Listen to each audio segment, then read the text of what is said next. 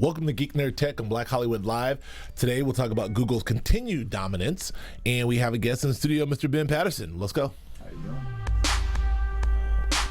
You are tuned in to Black Hollywood Live's Geek Nerd Tech. Yeah. Welcome. Yes, sir. Welcome to Geek Nerd Tech, the show we break down tech news and nerd culture from a black and brown geek perspective. All day. My name's Joe Braswell. I'm joined as always by my man Achilles Shine. What's good, bruh? How you doing, sir? Chilling, man. All right. So Chilling. We usually do the double GOAT thing. Yeah. But today, you got the double polymath. Yeah. You got the double Oakland. True that. In studio, sitting in with us today, we have Mr. Ben Patterson, who's Yes, here sir. as well. Welcome. How you doing? Hey. Good. How you doing? I'm wonderful. Thanks so much for having me. Oh man, it's good to have you here. We are just going to do our thing. We're going to talk our normal tech stuff, geek stuff, nerd stuff. Some stories will run down. I want to get you to chime in and get your takes on it as well. For Absolutely. As we roll through this, and then we'll get to know you a little bit. I'm going to ask you some questions. You know? Yeah. So we're good to go. Let's talk about first things first. Oh, and I should Public Enemy. Of course, man. Of course. PE, bro. Classic. Yes. They're kicking wicked rhymes like a fortune teller. So I know, all right. This is definitely in my zone. We have a story about them, or about Chuck D, at least a little later on in the show. Yes, but sir. For now, let's get into Google. We did a lot of talk. It was like Google Radio last week. It was. It was an all Google show. It felt like, and I think one of the things we talked about with Google is how. How dominant they are in all these different areas. I was saying how I'm becoming a Google convert. Right. How, like, as a diehard Apple loyalist, I now find myself in a position where all of a sudden I'm now using Google Hangout all the time. Yeah. Now I'm using Google Docs all the time, and now I'm using the G what's it called? The G button. The G board. The G board. Yeah, I downloaded the G board from my iPhone. So I'm now not familiar. What's the? we destroyed this last year. No, it's just a keyboard that you can put to your phone as software, and so instead of like when you're having a text conversation with someone and you want to send them an address, instead of having to go outside of the text conversation, you just click the Gboard, and it'll bring up that address right in the text. So you can do everything without having to move outside of the text conversation. So I will say I'm a week into the Gboard. It's changed my life. You should download it because you have if you need to hit someone with a GIF real quick, pop, Google something.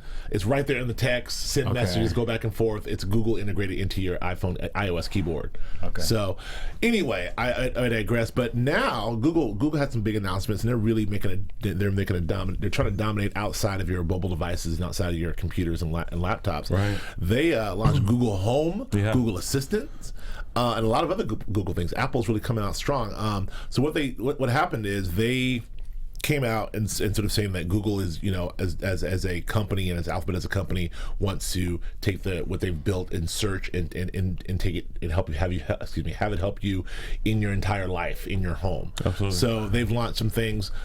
Google Home. Do you know about all these? Obviously, right? Absolutely. So Google Home. What's Google Home? I mean, so Google Home, I mean, we got to provide the context. Yeah, so right. we're in the Internet of Things where, we have all these smaller devices that are able to capture, our information and provide analytics for us in terms of specific things that we do and that make things more efficient. Right. So if we talk about the home, we talk about temperature, we talk about different appliances, we talk about, all the different things that we engage with, from our televisions to music.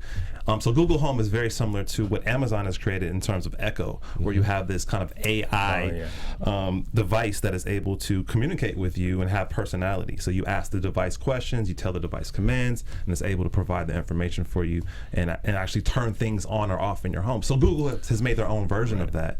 And so it's like Google turn the lights on in Kevin's room, for example. Exactly. Google, turn on the air conditioner. Turn the air conditioner. Or turn down the volume on the music or whatever. Yeah. So, turn up PE.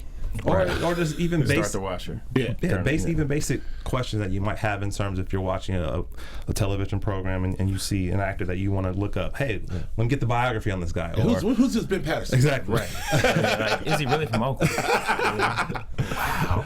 So, this is a huge thing because of our obviously our dependency on technology, and it's providing a different pathway in terms of how we utilize our technology. Instead of being so hands-on, we're moving into this world where it's more intimate. It's more a dialogue between you and the technology. And so what's interesting about it is that you have Siri, Apple has Siri, Microsoft has Cortana,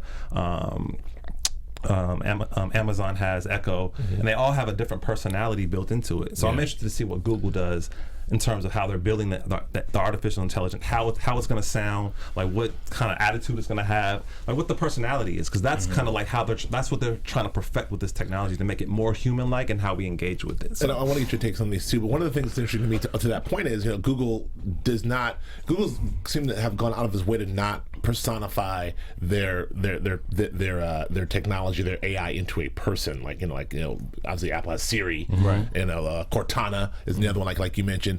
Google just has Google Assistant, and it's Google Assistant. So Google Assistant is still here. It's relaunched. It's going to be integrated into the Google Home.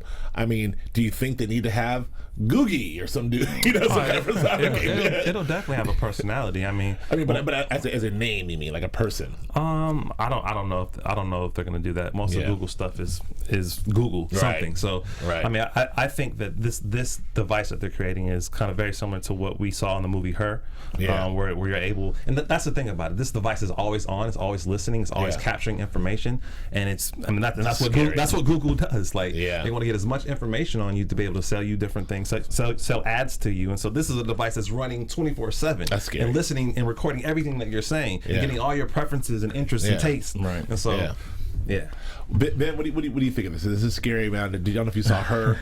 I'm always the alarmist of every time new technology comes out that is something that gets more and more into our lives. I'm scared to death because I'm like you. I'm the age of Skynet and the Matrix. So I'm always like, oh, here they come. Right. So, but what do you think of this? No, it's interesting because I look at things kind of in a scope of going, okay, well, in the 70s, the microwave was what's now, or the VCR when it came out, and all these different things. So I still feel like the human brain is so, vastly more intelligent than anything that's actually been created. There's still parameters that all these things can run on, like you can't throw it in water, it needs power, blah, blah, blah. So I look at it and go, okay, well, I'm not afraid of it yet. There are things that you have to distance yourself from that you can still maintain some sort of anonymity. Right. But there are parameters in which all these things work, and so it's like almost like the Matrix. You're like, if you know that there's a sort of set of rules that these things will exist in, you can always go, okay, well, outside of this rule, I know when I need to shut it down, I can just power that thing off, and if it's not powered off, I can go put that in the other room. I can do other things. I can exist outside. Can you with Google Home? That's true. It's always listening. Yeah, you can. You unplug that bad boy and it's done. It's off. Okay. But that's the thing though. In terms of the AI technology, it's moving to a point of what they call technological singularity, where the AI will come to a point where it becomes autonomous in its thinking, where it's able to make its own decisions versus what it's been programmed to do. Right. So that's you the part. Need to go to sleep now. No, partner. What? First of all, don't call me partner. Right. So would you grab one of these? Would you buy one? I probably would. Wow. I feel like in the beginning stages, most of the like the beginning of the movie, in the beginning stages, it's everything's happy. It's turning the car on. It's buy the food. It's do all the cool stuff. Right. You jump in. You learn stuff. You learn it, and you become smarter than it. Right. And then I still feel like people create these things. They don't create themselves yet. So at this point, we're still in the beginning of that movie where we can actually I'll check it out. Have it. Turn on the air conditioning and cook and do this and that's how it starts. But then it's hooked up to your fridge, everything else, and I'll be like, Google, warm me up some pizza. I like some pizza. I'd be like, do you? Do you really need that pizza, bro? I'm like, get my pizza. You can't have any more pizza. I'm like, I just checked the scale, and that's the stuff I'm worried about. Okay, well, related to that, and this is kind of just a general question. I always sort of ask this, I get concerned about, one of the philosophical conversations we have all the time is, never in our history have we had these 4 or 5 individual companies that are so really ingrained in your life. We talk about Google and Facebook and Amazon. They're really ubiquitous in terms of how we feel. I can't think of, you have to go back to the railroad or the steam days or the Industrial Revolution, where you have these giant companies that really affected everything we did in life. Right. So what I'm concerned about is when Google whose mantra is do no evil, do no harm, and it's all well and good. But when they, dominate the way you search for everything, they bought YouTube because that's another search engine for them, and then now that they own that, they're getting into our homes and getting information on everyone in our homes, so they can collect all this information. These massive data centers, like. What happens when, someone else, and this is what Kitty said, they're too big to buy, but what happens when someone says, I want to buy Google, or, it's all fun when Zuckerberg's running Facebook and he's got drones in the air, but what happens when he's not? What if Donald Trump bought Facebook? That's a bad example. Or but what if, or someone like that, what if someone, what if the Koch brothers bought Google? Yeah. Then would we still be so I don't know. Yeah. What do you follow these private companies as a business monetizing our entire digital footprint of our lives? I mean, that's they're not private. They have an IPO that's publicly shared. Like, I could own part of Google. It's not privately owned. That's a good point. I think because of that, that's where you have your protective element to it. In the sense that not one person can use it as a weapon or use it as a way to manipulate society and culture. Like, I feel like they have to meet the expectations of their board. You know what I'm saying?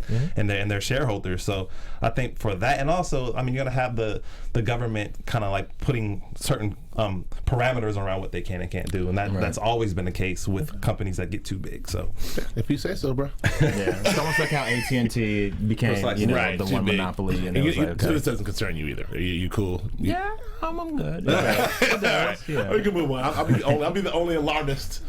Tinfoil hat dude over here, worried about stuff. Let's move on to VR technology. Another thing we've been talking about a lot is the coming VR world, and Facebook's made a huge investment in it and whatnot. But Budweiser delivered fans the first VR experience. They had this at a Cavs game. They have this sort of cardboard virtual reality thing that you can have. And Budweiser being the savvy marketers there are, it's also doubled as a beer cozy. You can put 2 beers in that mug, walking down to your seat, take your beers out, and then plow. It was a giveaway, and it's a smart move by Budweiser. I don't. What do you make of this, Akili? We're in the age of this new medium of virtual reality and augmented reality, where it's another tool where we as storytellers can communicate, different emotive things. And so I think from a brand perspective, it's awesome because you're able to have a new form of technology that people think is cool, and you're able to give them auxiliary content that is not just game specific, like locker room access or like a player profile or just different cool things about the experience of going to a basketball game that is in now a virtual reality space. And then you're getting all those impressions. All the potential consumers are seeing that and using it to put their beverage. And I think it's a great play for the beer company. I think it's a great play for the NBA and for the Cavaliers specifically. And it's also a good case study for how we'll see more of this medium used in sports and music and entertainment. And virtual reality is the next thing. So it'll definitely be in music for sure. Definitely. Now, is it now going to be used as exclusively as a tool to sell shit? Is this about selling stuff, or is this about utilizing? I guess Budweiser is smart and early on and getting their branding on it. I think it's not selling necessarily a product. It's selling the coolness of the brand. It's making you think of the brand in a different way. When you associate Budweiser, you think of obviously the product, but you also want to think of innovation, and that's kind of like what they're trying to do. Right. So it's trying to get out of we're a cheap beer. There's like the Stellas and there's all that kind of beer, and then there's like the American beers, like the champagne of beer, the king of beers, whatever. And like you're saying, it's like they're trying to like basically take themselves into another realm of like, well, we're also, we're not just a beverage company, we're actually a luxury item, you know what I mean? Absolutely. And it makes for a very easy transition, almost to how like alcohol will have like the wine coolers next to the iced teas and the sodas, whatever, and the similar shaped bottles and all that kind of stuff, because subconsciously you just see the similarity and you just go right to it. Right. So if you're seeing this on this like common level, but then also it's kind of an innovation and tech, then it won't be that difficult for the transition for someone who's like in their mid to late teens. That's like, oh, that's dope, and then they're like, bam, I can't wait to start drinking beer. Beer goggles for real, son. Yeah, no, and Budweiser, I got to give. I mean, say what you want about Budweiser, but they do continue to innovate in the marketing space. I mean, what they're doing this year in the Olympic year and the election year, they've changed I think this is going to happen next month. It won't say Budweiser; it's going to say America on there. Wow! So that's how they're doing it. They went and filed it to be able to call their beer America. Wow. So they have the red, white, and blue in America. Wow. And they just thinking like Olympics, election, like that's gonna. So circling back to VR, have you crossed cross paths with any of your projects that have utilized that technology yet? Not directly. However, there was a crew guy that had the goggles with the Google, and we all tried it on and walked around the room and saw Van Gogh, and it's amazing. Mm-hmm. Like, cause I remember back in going to Berkeley. Before I was in college and going over to the campus, and they had like the virtual reality game that you stood in the little thing and you put the goggles on, and the technology is so much more advanced. Certainly. And now Six Flags has a roller coaster with it, and I'm just like I don't even know if I can even mess with that. Like that's just a whole nother realm of being, because it does become a little disorienting when you're not walking, you're actually doing this to actually. But you turn your head and you get the 3D feel. Yeah. I mean, what do you guys feel? How do you guys feel about the coming world of this VR technology? Because there's this thought about, active. I can't help the list. It's like active, passive, and passive. Meaning a podcast like we listen to right now is something that's great because it's active. Passive, meaning you can listen to it and be doing other stuff, right? So you can be doing other stuff, and then even YouTube videos, you need some attention, but you're still in the world, you're still doing other stuff, whatever. Yeah. This is VR is 100% immersive. So you were like locked out. I mean, I'm talking about ears, sound technology is crazy. Everything's going on. Like, what is that? Is that bad? Is that what do you think it's going to take us? I mean, I wouldn't necessarily title it as bad, but I definitely would say that it'll have some type of physical effect on our brains. Even just the technology we use with our phones and tablets and computers has affected the way our brains function compared to the previous generations of how they learn. So, I mean, this new medium, because a book is a medium, so a phone is a medium. It's a medium of technology that has information. So, same thing with the VR. Our brains will adapt to it, and our culture will adapt to it as well. Right. So, I don't necessarily. I mean, I think there's pluses and minuses to all mediums of technology. I think this will provide different ways of creating and different ways of telling stories, but it could also limit and inhibit us in terms of our development as well. So I think that's something that we'll see in the the Yeah, because your brain doesn't know the difference. Like if this is all locked out and you're basically what you're seeing and hearing, you can hypnotize somebody and tell them that you're touching them with a hot poker, even though it's a pencil, and their skin will react. Yeah. So if you're watching something and hearing something, you will think you were in that environment. And I think on to what you're saying, it will, if people are just constantly like this or constantly, the person-to-person communication is just going to just diminish. People aren't going to know how to just have a conversation. Walk up and be like, hey. And to your point, like there's been studies, well, not even studies. They talk about this thing where they had this one VR situation where you're on a skyscraper and the sound tech is so good and the visuals are so good. It's not fully rendered like photoreal, but there's a thing where you're supposed to just take 2 steps forward, but you'd be going outside, and you're physically, most people's body won't let you do it. Like your brain won't let you do it. Like everything is telling you no. And it's like, just take 2 steps forward, and you're like, no. So it just makes you wonder. They talk about the idea of what you guys are talking about, which is how much of that is retraining the brain to enhance, and how much of that is like shutting the brain down. So that'll be interesting to find out how that play out. But anyway, let's move on to bots, and then we can run through the last of these. So this is a story about like the this is about bots in the election and sort of like how some Facebook followers and Twitter followers and other followers are not necessarily real, and those things also not only are some of those folks bots. I'm using Donald Trump as an example, who has more Facebook followers than Hillary and Bernie combined. Like, there's a story out that says that not only are not, let me see if I understand this right, not only are some of his followers not real, like 1 in 4, but some of those are able to do other stuff, right? Am I getting this right? Yeah, essentially, the bot technology, you have this, again, a very low form of artificial intelligence that's able to deliver a task. And so the task could be a message that could be completely false, it could be slanderous, it could be a lie. And so what this article is saying is that a lot of the people in the election, a lot of the candidates in the election have these bots that, it ramps up their follower number, makes people think they're more popular than they're not. But it also, because they have such a large percentage of the bots that could communicate a certain messaging that may or may not be true, it could sway the election, essentially. Sway the way people view the other candidates, sway how they vote. So that is kind of like what they're saying. Like they're trying to argue that there needs to be some type of protectiveness built into Twitter that will kind of like diminish or at least highlight that this is a bot, this is not a real person. Don't take it seriously. That's kind of what the argument is. Yeah, I don't know about that. I don't know about that because first of all, I'm terrified of that because I absolutely do not want Donald Trump running the country. I'm on record. Excuse me, not to get political, but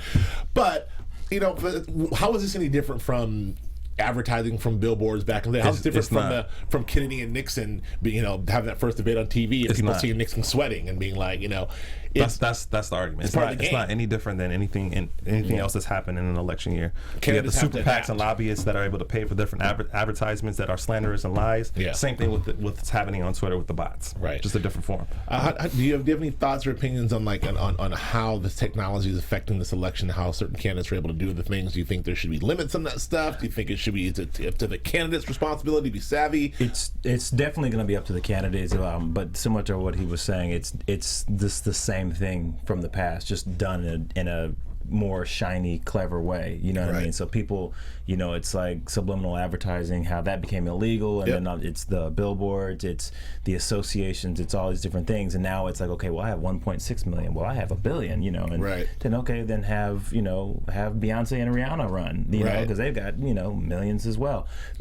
So people will, I think, the intelligence of people will still come into play and go, okay, hey, look, this is still like, do I want this person to make it legal to do this, or do I want the bomb to get dropped, or do I want all these? I think people are still going to have to focus and actually look at the real facts and look at, okay, has this person had any experience in this job? Has this person done this? Has this person done that? Right.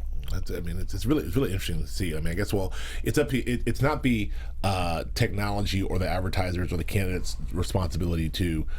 It's the electorate's responsibility. It's our responsibility to be informed and not be like, oh, well, he got 1 million followers, he got 500,000. I'm voting for him. That's kind of it's interesting when this all plays out. But I hope it doesn't result. And another point is don't. And we talked about this a lot on the show. Don't necessarily believe everything you see, hear, and read on the internet. Like, do your due diligence and research. And if you see a message that is if you see a message, just double check it, like research it, see if it, do a deeper dive on it. And I think that's kind of like, at least what I do when I read an article or I see a message on Twitter and I don't necessarily understand it. I'm gonna go and get different perspectives on it before I come to a decision. So I don't know. It says right here, Tupac was just saying. Puerto Rico. He's in Puerto Rico. I believe it. Pop was there, son. So the internet said it. Okay, let's skip the Malcolm thing for now because I'm going to get that. I just want to just touch on this one thing and I want to get into talking to you. The upfront's going on right now to a certain degree, and one of the big stories that affects, that we like to talk about here is CW. We talked a lot about Supergirl and how I like that show, and I think that show's great. It's moved from CBS to CW, which is where it belonged in the first place. In the Warner Brothers family, in the Greg Berlanti. I'm sorry, the Berlanti verse. Excuse me, I can get his name right, but. CW is going to have 40% of its fall schedule will now be superhero shows. 40%. Is all superhero shows. DC Comics is really dominating. And is this a good thing? First of all, these shows are all hits, but what do we think about this? My take, I think we covered this before. I think it's good for the time span that we're in now. Like, I think the saturation is apropos. Will it sustain itself? I don't think so. When we look at Netflix, when we look at all the shows that you mentioned that are on the CW, I think, and then we look at movies. I think it's the proper zeitgeist for that stuff now. But if we're talking about the sustainability of the whole universe being on TV for 10 years from now, I don't believe so. That's what I'm wondering. I think that it'll lose its lackluster. This is what people, the executives now are like, oh, sure, we can have a DC network. We can have 40, we have 60 by 2 years from now. In 4 years, we have 100% all DC. Boom, give me a raise. Nino Brown. People's interests will shift. It'll go, it's been like law and drama shows, and then the judge and the lawyer shows, and the supernatural shows, and like superheroes are hot, and it's like, it's wonderful. Yeah. Because then it's like, okay, well then, what about Roach Man, and what about this person? You know what I mean? Like you figure like, okay, all these characters are going to now start coming to life, but then all of a sudden, newer people are going to be included in these. But it will, as everything does, it'll just start to like fade a little bit, and then you'll go back to like the basics, the Superman, the Batman. Mm-hmm. Well, I mean, and all things aren't created equal. Created equal. ABC, Disney tried this with Marvel shows. They the Agents of S.H.I.E.L.D. is definitely not doing so hot. Agent Carter canceled. Their other show that they had in development, the other S.H.I.E.L.D. spinoff, didn't make it to series. So not so much for ABC, but Netflix. All those shows are winning on Netflix. Jessica Jones and Daredevil, and Luke Cage is coming, and Iron Fist is coming, and the Defenders are coming. So I mean, we'll see. I don't know. I think it also probably has to play into, especially with the Netflix, because I was Daredevil from season 1, 100. And I think it's the amount, the content that you can show for one platform versus another. Right. Because if you watch Daredevil and then you go to another show, you're expecting season 2. Yeah, season 2. Season 2 got really violent on me. Yeah. Yeah. And then you expect a certain level of what they can show, what they can't show, and what they can also say. And so then people start to go, well, I don't want to go over there, but I can go there and watch the whole season. Right. And then they're just like hooked. Right. Well, let's talk about you, Ben, because thank you. We're glad you're here joining us, and you're very knowledgeable in the tech space. But as we mentioned, you act, you sing, you're a photographer, you're a multifaceted artist. I mean, you're like the Kango Kid, I could sing, rap, and dance in just one show. Kango, Mr. Sophisticated. As far as I know, ain't nobody greater from beginning to end. All right, we digress with our old. That's before your time, Akili. Hey, it wasn't before my time, but it's before my prime. Oh, man. Anyway, I'm sorry. So Ben, you've had a great journey, coming out of the Oakland, coming out the streets of Oakland. That's what I'm saying. Stop it. Right. The hard streets of Oakland to the glitzy world of Hollywood. From East 14th to Sunset Boulevard. But in all seriousness, how does, I mean, I know this is a long question. You can spend an hour answering it, but just in a short version, like how's an East Oakland kid get from East Oakland to Hollywood? How does that happen? Like, what was there a journey through music? Was it through acting? Was it through the arts in general? Interestingly enough, it kind of got its main opening start through modeling. I was in San Diego at the time, and I was approached by someone who was like, hey, you shouldn't be a model. And I was like, I don't care about modeling. I was actually a DJ at the time, and I was still a drummer. I hadn't even started the other instruments. DJ and model. Let me add that to the resume. Yeah, DJ. I was like on the runway with the turntable. But once I started doing that, I also had a friend, a high school friend that went to St. Mary's. I went to O'Dowd. His name was Russell Hornsby, and Russell had started. He was in theater, and he was very active in it, and I saw him on the show Playmakers, and I was just just astounded. I see like a dude from my childhood up on the side of a building in downtown LA. Playmakers. That was the HBO, the old ESPN drama. Yes, yeah, and it was hard, and just from seeing that, and then meeting people that were also doing the same thing, but just further along, that more than motivated me. I'm very I'm the type of person that likes to learn by doing it, even if I don't know what I'm doing yet, as opposed to give me the manual and let me, read how to do it, because it's just faster for me. And I also had a family member whose name was Ronnie Taylor. He was an actor for a number of years. He passed away in, I think, 2002 or 2003, but he was who played Bleeding Gum Murphy on The Simpsons. And his first big job that we saw as a family was in Trading Places when Eddie Murphy was in jail, and the two big dudes roll up on him. They're like, ain't too cool being a jive turkey. It's close to Thanksgiving. Yeah, that was Ronnie. And just having like family members that were just like, oh no, that was a great movie, great line. The dude had a saying in his beard. But, and a family that was very supportive. And also, just in Oakland in general, you got Hammer, you got In Vogue, you got Sheila E., you got Too Short, and then don't forget Oaktown 357. Of course. 40. And 40. You know what? And 40 from Vallejo, but Sweet LD from 357 follows me on Instagram. We had a whole back and forth because I put on Juicy Got You Crazy, and that was my jam at the Polka Dots. Yeah. Yes. But it was like, it's seeing different people and realizing that a lot of innovative things, Clint Eastwood, Bill Russell, a lot of innovative groups came out of the Bay Area and came out of that same time period, like Primus and Metallica and all that. So I would often draw from, they're from there, and they drove down the same streets I drove down, and they, did the same things I'm doing, so why not give it a try? And then just, that success builds the confidence, and that will build the momentum. And, the more I would actually do stuff and then get the positive reinforcement, either from friends or from perfect strangers. And this is all internet stuff, it would just be motivating. And then the more I would do it, the more I would work, and I would meet people. Like I did a job for Mervyn's back in the day, and the lady who was the casting, no, she wasn't, she was the ad exec. She worked. She graduated from my high school when I was a freshman. She was a senior. Awesome. So I was just like, aren't you Adele? She's like, yeah, aren't you Amari's little brother? I'm like, yeah, I am. I'm a model now. I'm hot. But just seeing that and like just realizing that you can do this. It just propels you, And then now, like Lance Gross, I know he went to the same high school I went to.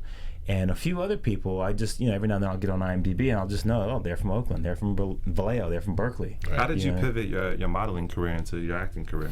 I was on a casting for Pepsi. And I booked the job, and I was on set. It was for Austin Powers and Britney Spears. You can look it up on YouTube. It's hilarious because I'm in the back with these crazy red glasses. And I remember one of the guys was talking to another guy, one of the other actors, and he was like, yeah, I'm doing this film, and then after that I'm doing this. I'm like, you just got all these things, stacked up right. I mean, I'm going to Cheesecake Factory tomorrow to make sure I care for my lunch shift. And I just kind of changed my focus. It wasn't like, okay, let me get this one job and then go back to here. It was like, okay, just stay on this job and now look in the direction. And that dude ended up in like all the Nick Cannon films. He's like a comedic actor, and he's on Wild 'N Out too. I can't remember his name, but I just really good memory with faces, and I was just like, yeah, I remember that guy, I remember this guy. So I would literally just kind of shift the focus. It's still a casting, and still an audition, or it's still a meeting, but it's still like, okay, now the direction's over here, to that camera. That's awesome. That's fantastic. So we talk about the polymath thing. I mean, the acting, the art, the photography, the music. I want to get into the music and the photography a little bit because as it relates to technology, these are two mediums that have been dramatically influenced by technology, and so I just want to. I'm just curious to hear from you.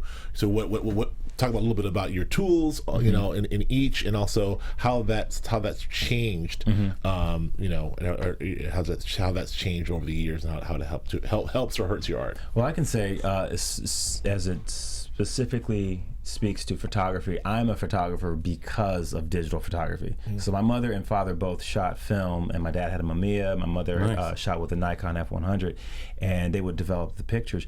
Now, just seeing all the pictures, seeing the end product gave me like, okay, that's what a really cool picture of a plant or a building or something that looks like. So I was at our 10-year high school reunion. Tajay from Souls of Mischief had a Nikon Coolpix, and I was like, oh, that's the dopest thing I've ever seen. It was the one with the little flip around lens. So I came back, went to Sammy's and got one, and I just started shooting pictures. Now, the cool thing about any of those cameras is that you can look at the settings and go, okay, the ISO is this, the f-stop is this, and you're shooting at whatever speed. Right. So I just took that and go, okay, well, if I just change this and change this is too bright. Okay, now it's too dark. So I was trial by error for, so much time, but it sped up the learning curve. It wasn't like I had to go to Brooks or any of these places. You understood the fundamentals. Right. And so once I can see it, and similarly with music, because I didn't play piano until 02 and guitar and bass were just right before that, I would hear the end result and then try to recreate it. So being digital, the photography just went like that, because now I'm like, okay, I get a better camera with more options and I can create this sound. With music, the amount of time that it would take to record, because I'm still like, I'll still do something all the way through. I don't read music, so I'll still play something, a 7-minute piano piece, and then if you want to put it in a MIDI track and convert it to another instrument, then you can do that. Right. Or, just select a different instrument and you play it a different way, something that would be more true to the way that instrument would sound, then I would do it that way. But it's definitely sped up the amount of time that it would take for me to actually learn something and then actually to be able to perform it with the accuracy that I see. For sure. So out of those two mediums, which one do you lean most to? I guess what I'm saying is, does your creative ability speak more visually or do they speak more musically? Interesting.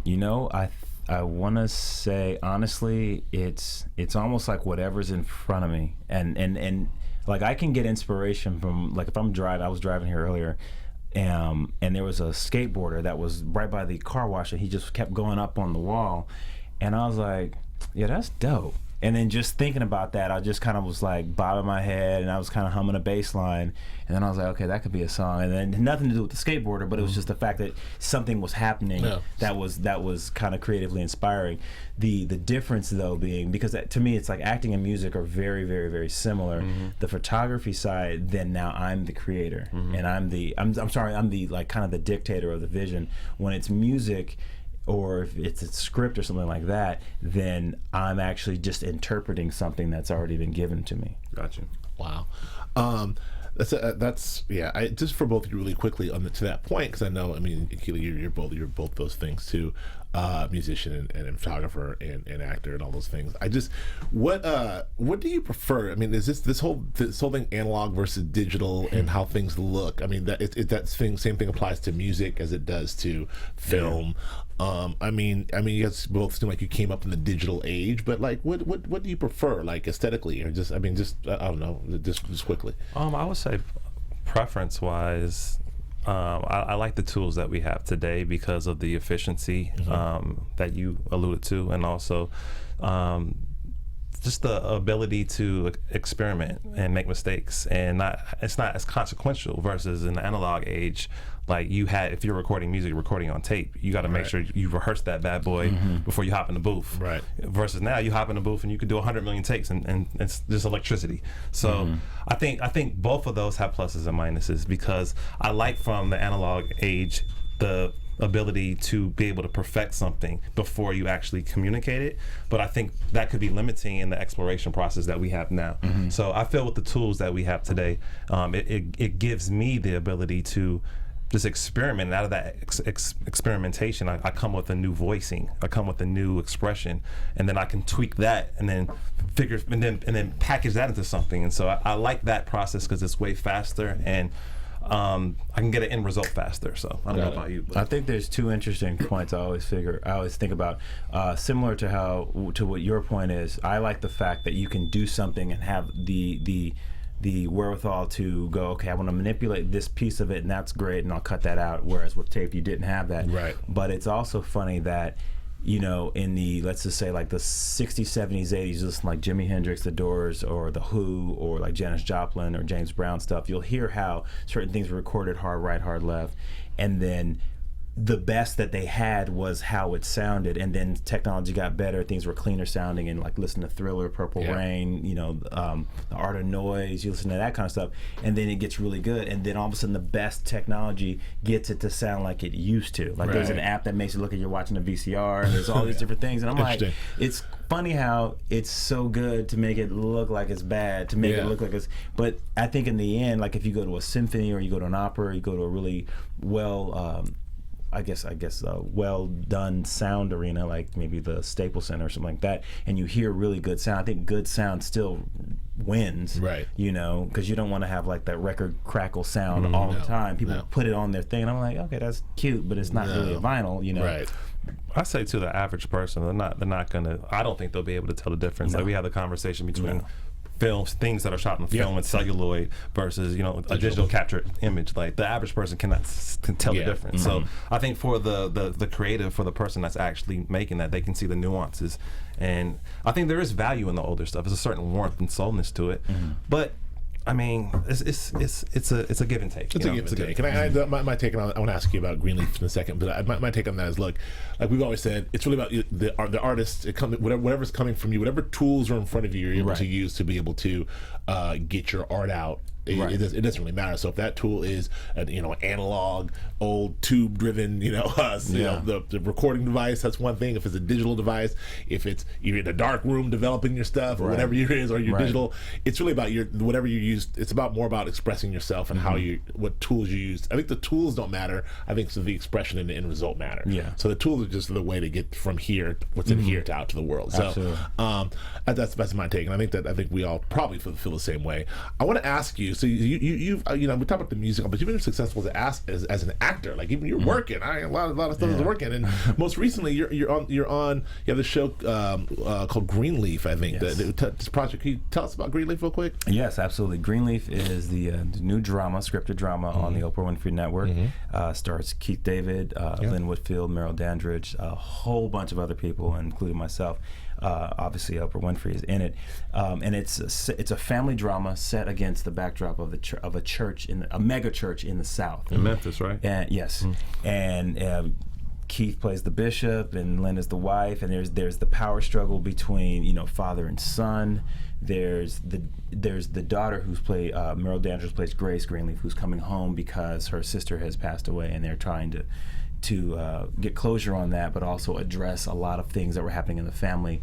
My character, Noah Kendall, I'm the head of security, so I'm the guy that's just keeps everything running smoothly. Gets the plane, gets the orders out, talks to people. I'm talking to security, making sure everybody's in a safe environment.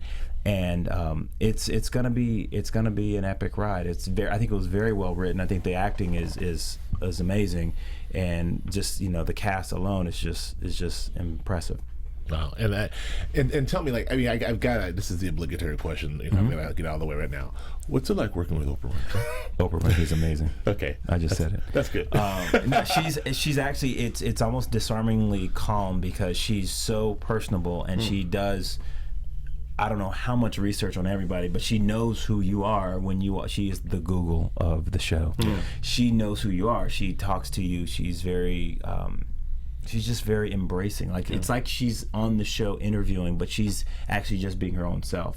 She shakes your hand and she makes sure she looks you in the eye and she stops and she greets you. You know what I mean? Yeah. And so it also brings it brings the expectation of a level of excellence that I'm happy to engage in, because I think, okay, this is Oprah, and this is something that she's attached herself to, so I'm going to hold myself to that standard. And now anything that I attach myself to, I'm like, well, Oprah Winfrey wouldn't do it that way, so I'm going to do it that way now. Yes, sir. Yeah, that makes a lot of sense. I think just to that point, as it relates to television drama, I want to ask you about how do you consume media in terms of television? We have this long-standing debate about cord cutting and digital and small screens and this and that versus broadcast. I'm not going to get into where you think the industry is going, but I'm just curious to how do you consume? I actually consume a couple ways. I do like Netflix, and because of Netflix, I have an iPad, and because of traveling for work, it's like sometimes the only situation I can watch TV is or watch a show. So I do enjoy the occasional 3, 4, 5 episode binge watch of something. But then I do also like the portioned out way that a series will roll out, because that's what I was growing up used to. You know what I mean? So it's like, you can record, a TV show and then watch it later, but you can't, fast forward and see, the next and the next and the next. So, and then I do prefer a bigger screen to a smaller screen. I do, if every time I go to Costco and I see that 85, I'm like, grab that. Yeah. oh, no. Can't put that in my pocket. Man. Yeah. That's I'm the same. I think we're all the same. We prefer watching the stuff. Yeah. I'm 100%. I've cord cut 100%. So everything I have to find, including own, I have to find digitally, and I do. And I think it's fantastic. So, I'm really, really excited about Greenleaf. There's been, with the explosion, I'm not trying to compare these shows at all, but with the explosion of Empire, there seems to be the need for more dramas, more African American dramas led, and I think that I don't know if this will be as sensational or soapy as Empire, but just to see basically a black drama, being produced is something that's I think is dope, and so congratulations on that. Absolutely, thank you very much. I do feel it's impressive to myself that I go like, wow, like this is that one show. Like I didn't know Ozark, and that was the one show. Yeah. And now I'm like, wow, this is gonna be, regardless of how long it's on for, I'm hoping it's on for 10, 12 seasons. Yeah. This will be that one show that kicks off all these different things that are now like, okay, well, this is viable, so let's invest in that. And then there'll be more people that'll go, well, hey, when I grow up, I want to be, a director. I want to be a writer, because everybody has to do something on that set. And there's a diverse cast, there's a diverse, crew, For sure. So I think it does a lot of good things. I've got a live read. I had a live read that I want to ask you about this public enemy thing. We'll get out of here, but I want to get this thing out about our friends at Chapman University. Chapman University is in Orange County. It's 16 miles from the beach. If you don't know what Chapman is, it's a college and a university. I'm telling you about it. But 13 miles from the beach, 30 miles from Los Angeles, minutes from Disneyland Angel Stadium. It's a tree-lined 70-acre campus in the city of Orange. About 8,000 students. Enrolled in undergraduate program. It's known for film, television, all the stuff we're talking about, film, television, science, and technology, all the things we talk about here. So there are 10 different schools in college with 100 different majors. 86% of the students benefit from some sort of financial aid, so you don't have to pay things off by yourself. Chapman is a comprehensive university. It provides personal attention to the students. Classes are small. The student ratio is 14-1. In terms of free time, there's plenty to do on campus and off campus because you're here in Los Angeles. I mean, Chapman is basically telling you, don't worry about USC. Don't pay that USC money.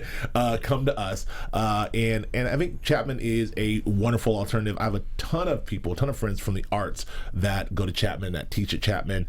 It is a fantastic place to be. If you're not from Los Angeles, or if you are from Los Angeles, you should check it out. For more information, you go to chapman.edu/information. That's chapman.edu information. And that's Chapman, www, which I don't say that anymore, chapman.edu/information. Chapman College, check it out. Before we get out of here, I got to ask you, this is related and unrelated, as musicians, I just came through that Rage Against the Machine is somewhat of a reuniting, but with all the members except for Zach De La Roca. Instead of Zach, they're replacing it with Be Real and Chuck D. And they're calling this project Professor Rage. This kind of fits in our wheelhouse because Rage was popular in the early 90s, and then we came up with the Be Reals and the Chuck D's. Just real quick, what do you think of this? Hey, I love it. Conscious, politicized, edgy music. 2 West Coast, 1 East Coast. Yep. I think it have the great sensibilities, great purpose. I'm interested to hear what it sounds like. Yeah. But I think the concept is awesome. Yeah, I'm gonna agree with you. I was also thinking about like the fact that we had conscious rappers, coming up. We had Paris, we had BHL'S, Paris. we had all these different artists, and like now it's like, who is it? Where are they? Who is that gonna be that voice? And I think this will be, because Chuck has always had something to say, and he's been strategic about it. And over the years, it's always been, you can put on Rebel Without a Pause and still, winning. Winning. I did Running Man for like 40 minutes to that song one time, just on repeat, out of reverse. I got this is a hot take alert. I'm kind of out on this project. I'm out. I'm not out on it from like I said, from the concept, because I love Rage Against the Machine, love Tom Morello, but I don't know. For me, these last few Tom Morello projects, I like the idea of him. It's like the idea is always better than the actual music, right? When you hear it, you're like, oh yeah, Tom Morello's got the guitar, Rage Against the Machine. Same thing with the last output of the Public Enemy stuff, like, and the same thing with obviously what's going on with B-Roll and Cypress Hill. So on one hand, it sort of seems like you put up the mashup that it should work. I don't know if it will. So I'm kind of right now, I'm not like, I'm lukewarm on it. I'm very excited of the idea. I'm very interested to see if there's good music that comes out of it. There'll be good messaging for sure. But will there be good music? Will it be creative enough to still capture the audience that's like, oh yeah, I'm a huge fan of this person, but not them, and can it include them? I think it'll be great, because I think the intention is for it to be a live expression, to be a tour. So I think as a tour, I think the concept is dope, because they're able to still use their own music, and then what they create together as also another option. So I mean, June 3rd they'll be they're debuting at the Hollywood Palladium, so we should all check it out if we can. But anyway, that's it. That's all we got. That's all we have time for. We always go around. We get all of our social media handles and everything else. But Ben, I want to know, where can the people find you? Twitter. People can find me. Okay, so on Twitter, I am Ben Just Creates. On Instagram, I am Benjamin Patterson all day, like Mac Dre all day.